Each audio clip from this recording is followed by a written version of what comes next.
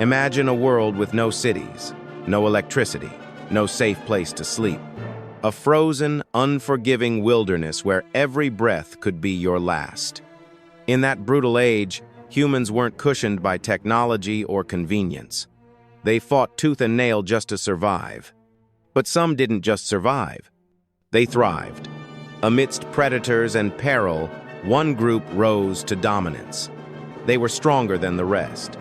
Taller, sharper, more adaptable. They were the Cro-Magnons, the earliest modern humans of Europe. And while they built the future, another species faded into history. The Neanderthals.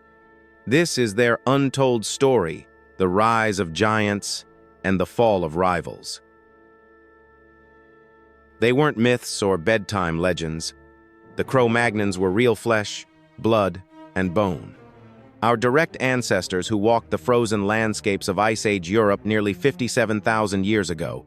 They didn't just coexist with other human species like the Neanderthals, they outlasted them. How? With a rare combination of intellect, resilience, and brute strength. They adapted to bitter cold, scarce resources, and dangerous predators. And if one stood before you today dressed like anyone else, you might just think they were your neighbor, because in many ways they still are. The Cro-Magnon lives on, in us. The Cro-Magnons weren't hunched or brutish. They stood tallfully upright with bodies that could rival modern athletes. Their features were strikingly familiar. Rounded skulls, flat faces, well-defined chins, and slender brow ridges. Not crude or primitive, but sharp, symmetrical, and modern. Their bones, a near-perfect mirror of ours. Broad shoulders, strong limbs, and posture as confident as any person today. To see one walk by, you might not do a double take. But in their time, they were giants, physically and symbolically. Towering not just in stature, but in evolutionary significance. They were the prototype of us. These weren't average people by any measure. The typical Cro-Magnon woman stood about 5'4" tall for the Ice Age. The men, over 5'9", with some reaching 6'3" or more taller than many NFL athletes today. But height was only part of the story.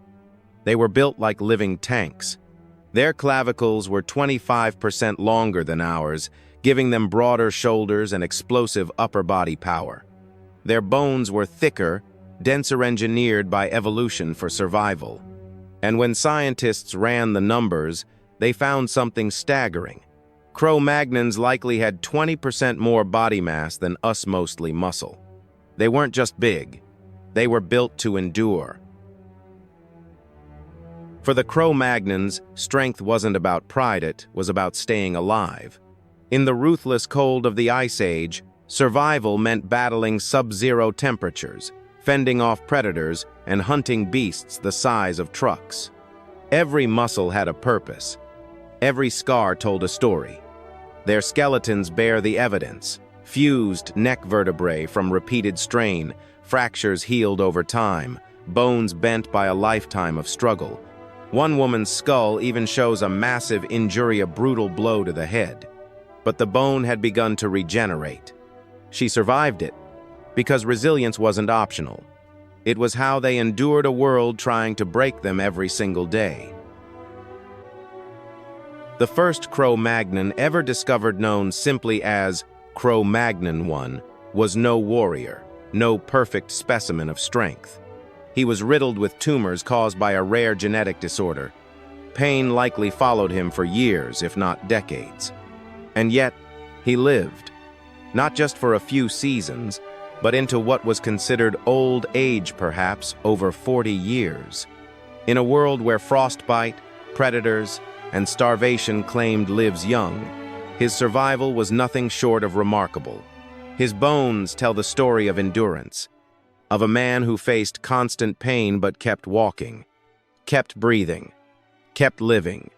Cro-Magnon 1 wasn't just a fossil. He was a testament to human resilience. These weren't your average hunters chasing rabbits through the brush. Cro-Magnons went after giants. wild horses charging across icy plains, reindeer herds with antlers like spears, massive bison, agile ibex on cliffs, and yet 7, the legendary woolly mammoths, towering and dangerous. Frozen carcasses recovered from ancient tundras still bear the marks deep punctures from stone-tipped weapons, expertly placed. These weren't lucky strikes. They were deliberate, precise.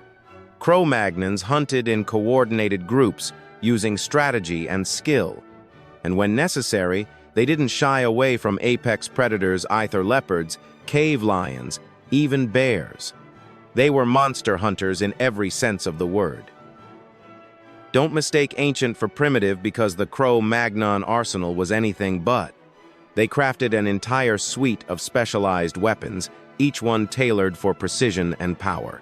Spears for close encounters, clubs to crush bone, atlatl spear throwers that extended reach and velocity, javelins to pierce from a distance, sharp blades carved from stone and bone, nets to entangle prey, even boomerangs, yes, boomerangs to distract or wound. And according to some theories, they may have even pioneered early versions of the bow. Every tool served a deadly purpose. Nothing was random. These weren't just hunters. They were engineers of survival. The weapons Cro-Magnons wielded weren't reserved for beasts alone. Sometimes, the deadliest enemy wasn't a predator but another human. Archaeologists have uncovered the signs: skulls fractured from blunt impacts, vertebrae cleanly sliced by sharp tools. One individual suffered a brutal strike to the face likely delivered by another Cro-Magnon. He didn't die instantly. The wound lingered, unhealed. His final days were spent in pain. Other remains reveal trauma consistent with brain hemorrhage, evidence of violent, targeted attacks. And then comes the darkest chapter of all, where violence crossed the line into something far more disturbing. Deep within a cave in ancient England, archaeologists uncovered a chilling scene frozen in time. Human skulls 15,000 years old had been carefully carved into bowls. Other bones were split, scraped clean, even chewed marrow sucked dry like it was meat from a feast. This wasn't symbolic. This was survival, or something darker. Among the remains were children. Their tiny bones showed the same marking scut, broken, consumed. We often imagine early humans as noble survivors. But in this cave, that illusion shatters. Because these were modern humans just like us. And yet in the cold silence of the Ice Age, they were not always humane. Did Cro-Magnons kill the Neanderthals? It's a question that haunts the frozen pages of prehistory. One Neanderthal skeleton was found with a stone-point wound driven into its ribs. A weapon type Neanderthals didn't use, but Cro-Magnons did. It wasn't just the injury, it was the angle, the force, the intent. Then there's the jawbone Neanderthal cut and carved in ways eerily similar to how Cro-Magnons processed deer. Was it an act of cannibalism? A ritual sacrifice? A war trophy to mark dominance? The bones don't speak clearly. They whisper, enough to raise suspicion, but never loud enough to give us the truth. Despite the conflict, not all encounters ended in bloodshed. Sometimes, they ended in something far more complex: interbreeding. Cro-Magnons and Neanderthals didn't just fight. They also merged. One astonishing example is OACE-1, a 40,000-year-old Cro-Magnon discovered in Romania. His DNA revealed a shocking truth: 9% Neanderthal ancestry. That means a grandparent, or even a parent, may have been full Neanderthal. And it wasn't just in the genes. Some ancient skulls show subtle traits, elongated shapes, robust brow secos of their Neanderthal kin. In the end, the line between them wasn't as clear as we once thought. They were enemies. They were allies. They were family. The Ice Age didn't just shape the land, it reshaped the people who lived through it. As conditions grew harsher, the Cro-Magnon body began to change. Some of their once robust traits softened, narrower bones, lighter frames. But their strength never vanished, it evolved. Their jaws remained powerful, designed to crush tough roots, crack nuts, and tear through raw meat. Their teeth? Broad, durable, tools in their own right. And their brains astonishingly grew even larger than ours. Not just in size, but in complexity. These weren't mindless survivors.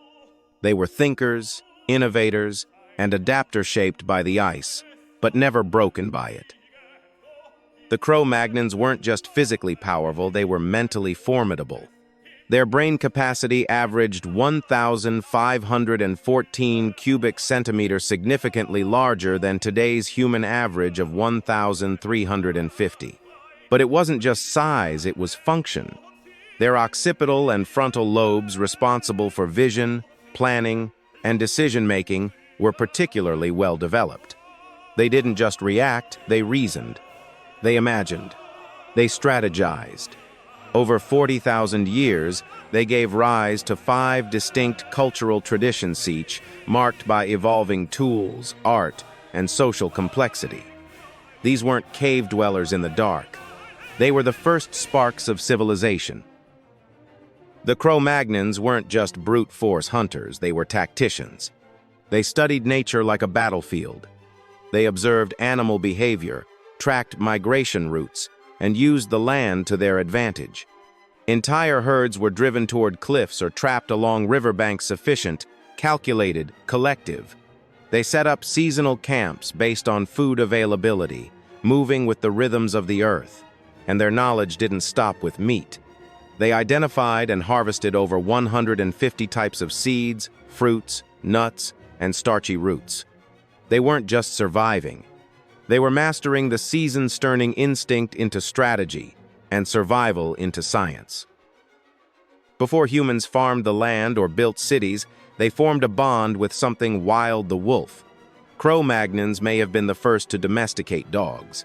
In Belgium, archaeologists uncovered the remains of a 36,000-year-old puppy, its features showing the earliest signs of domestication.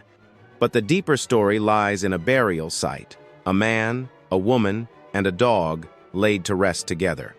Not for ritual, but for love, for companionship, for loyalty that endured even in death. These animals weren't just tools, they were family.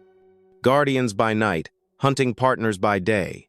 The bond between human and dog may have begun here, in the ice and fire of prehistory. When shelter meant the difference between life and death, the Cro-Magnons became architects of survival. They didn't just hide in caves, they built. Using the bones and skulls of mammoths, they constructed sturdy frames. Then they covered them with animal skins, grass, and packed earth for insulation. These were no crude huts, they had structure. Defined zones for sleeping, cooking, working. Fires burned in the center, their smoke rising through primitive vents. The design was intentional, the layout efficient. In a frozen, unforgiving world, every inch had a purpose. These weren't just shelters. They were homes carved from extinction. The Cro-Magnons were not isolated wanderers scattered across a frozen wilderness. They were part of a vast, interconnected web. Evidence shows they traded across distances of more than 200 kilometers, exchanging flint for blades, ochre for body paint, shells for ornaments, and ideas for survival. This wasn't just barter, it was culture in motion. They built relationships between tribes, passed down knowledge, and shared innovations across generations. They spoke, they signaled, they gathered. Long before written language, they were already communicating across landscapes. They weren't just surviving together. They were building the first threads of civilization. Beneath the muscle and the survival instinct, the Cro-Magnons had something deeper soul. They painted their bodies with red ochre, turning skin into canvas. Scars became symbols. Tattoos told stories. Piercings marked identity or tribe. And when they found a cave wall, They didn't just shelter under it, they transformed it. They painted wild horses, mammoths, lions' visions of their world, rendered with precision and awe. Some of the greatest art in human history was born in darkness, lit only by fire. And then came sound. Flutes from bird bones, drums made from skin and wood, buzzers that whirled through the air. Their art spoke not just to the eyes, but to the spirit. So what happened to the Cro-Magnons? Did they disappear? Were they lost to time like so many others?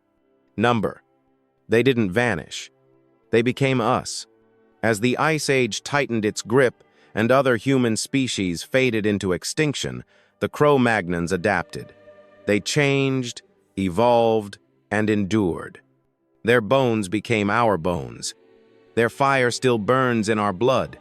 And maybe, just maybe, every time we pick up a brush, build something with our hands, write a story, or hum a tune, that creative spark isn't just human.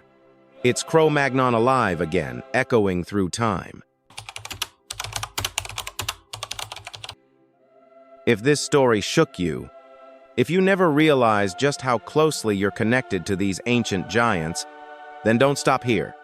Like the video to support the journey. Subscribe to Prehistoric Shadows for more untold truths from our distant past. Drop a comment below. What do you think truly happened to the Neanderthals? Were they conquered, absorbed, or simply forgotten? Join us as we dig deeper, question the myths, and illuminate the shadows of prehistory. Because the past isn't dead. It's buried waiting to be uncovered.